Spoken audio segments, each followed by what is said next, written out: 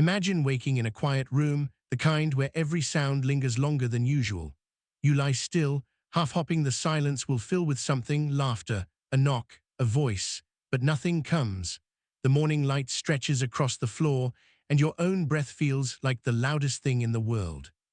That stretching hush, that uneasy pause, it's a signal. It's loneliness. Loneliness is not just being alone. It is the felt gap between the social connection we yearn for and what we believe we have. A sigh in the heart, a whisper of absence. I want to take you into that space, not to wallow, but to understand, to feel, to bridge, to walk out of solitude and into deeper connection. This is the psychology of loneliness. When our ancestors wandered the plains, survival hinged on belonging, being part of a group, relying on others, trusted bonds. When social bonds frayed, danger increased. So the brain evolved a mechanism: social pain, a neural alarm to shout, connect or perish. When we feel rejected or cut off, our anterior cingulate, the brain region linked to physical pain, activates. The discomfort is real, neural, chemical, embodied. Loneliness is that alarm ringing too often, a chronic state. The louder the ring, the more we scan our social landscape for threats, rejection, coldness. Consider this: you walk into a gathering, you're scanning faces. Was that laugh directed at someone else? Did that whisper exclude you? Every glance becomes a test, every smile evaluated. Trust thins, walls fortify. This hypervigilance is the brain's survival trick, but it backfires in modern life. It narrows perception, primes rejection sensitivity, and nudges us toward withdrawal. Inside the lonely mind, a host of distortions take shape. They're like mirrors in a carnival funhouse. Reality is warped, filtered, exaggerated. Automatic negative thoughts: I'm unwanted, no one cares, I'm invisible. Catastrophizing: if this goes on, I'm doomed to solitude forever. All or nothing thinking: either I have perfect connection or none at all.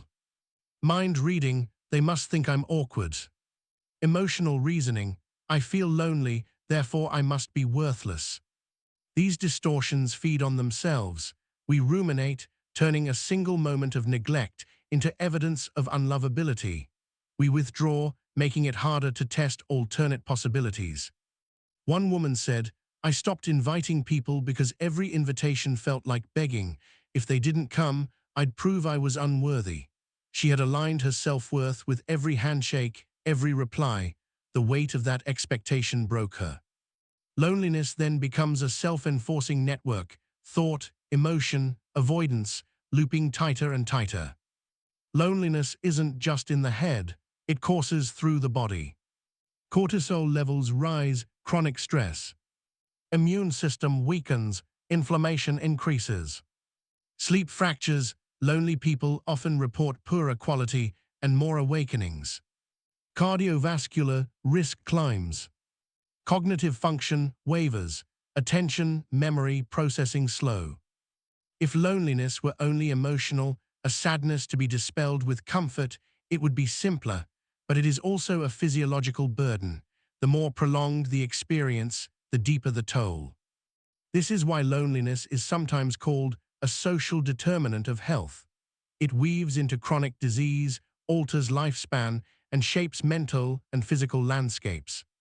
Let us step into Amina's shoes, a woman transplanted to a new city, new job, new street, new life. On paper, it's promising. In heart, it's unsettled. Evenings grow heavy, the apartment echoes. She scrolls through friends, photos, dinners, laughter, spontaneous plans. She smiles, then closes the phone with a sigh. Why was I invited? She wonders. She attends meetups. She forces conversation. Hello, nice weather, you live here too. The replies are polite, warmish, but distant. She senses a hidden reserve, a part of herself left unseen. At night, she writes in her journal, I feel disconnected. Am I too quiet, too intense? She fears saying this aloud. The shame feels like a stone in her throat. One afternoon in a cafe, she notices a small sign. Connection circles, stories shared, hearts heard. On impulse, she attends. The room, modest chairs, soft light, strangers, faces warmed by curiosity.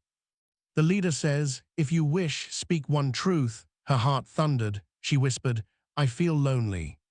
Silence, then another voice, "Me too." And another, a hand touched hers.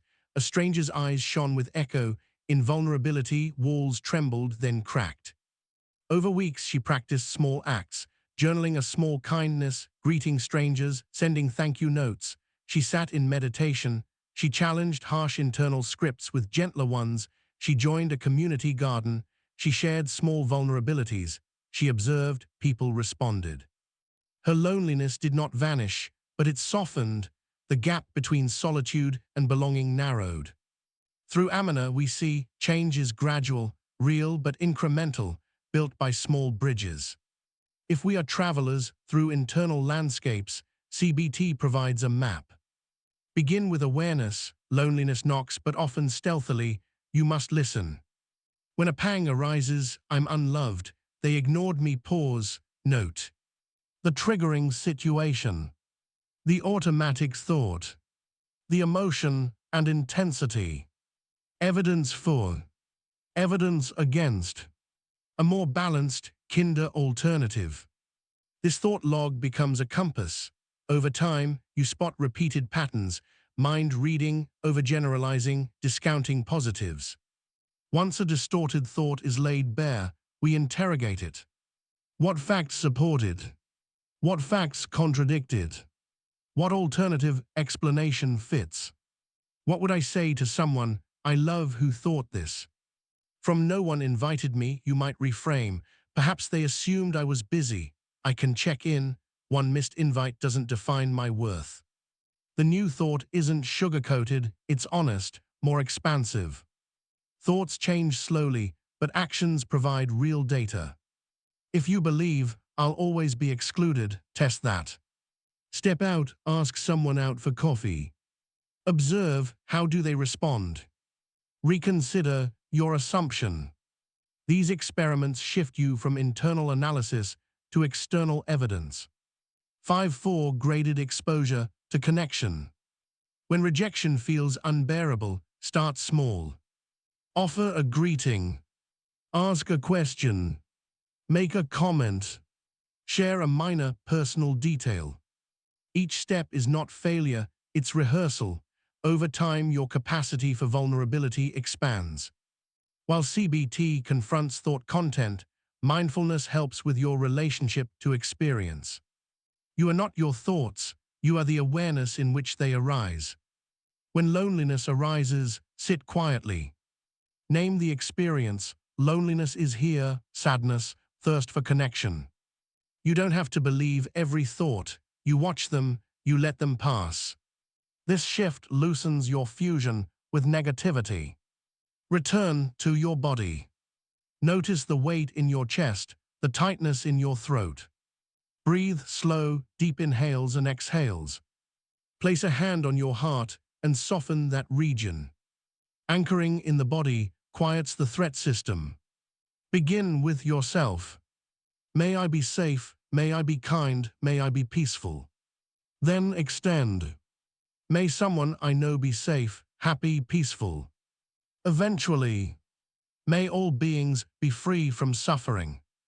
When we direct warmth and goodwill outward, even to our own lonely soul, we cultivate openness. Rather than resisting, lean in.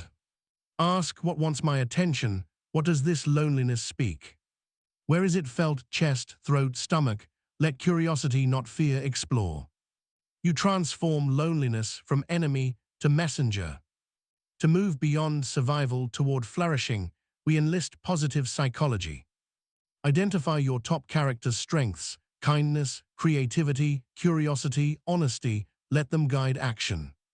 If curiosity is a strength, ask questions in conversation. If kindness, offer help. Let your natural gifts become pathways to connection. Others sense authenticity more than polished persona.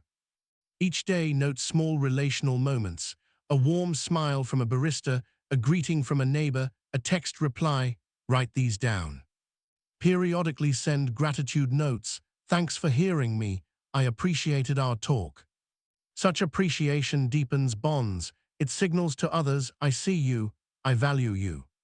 Join causes you care about, environmental, social, artistic, serve communities, collaborate. Shared purpose shifts interaction from superficial small talk to co-creation. You move side by side, not face to face. Even just small upgrades help. Use open-ended questions. Practice active listening, reflect back. It sounds like you felt. Disclose small truths. I felt anxious about asking. I'm worried you'll say no. Vulnerability invites grace. It says, I trust you with part of me. Many will respond with reciprocity. Let's tie together a daily ritual map to walk this path compassionately. Morning, grounding, and intention. Sit for 5 minutes of mindfulness. Set intention.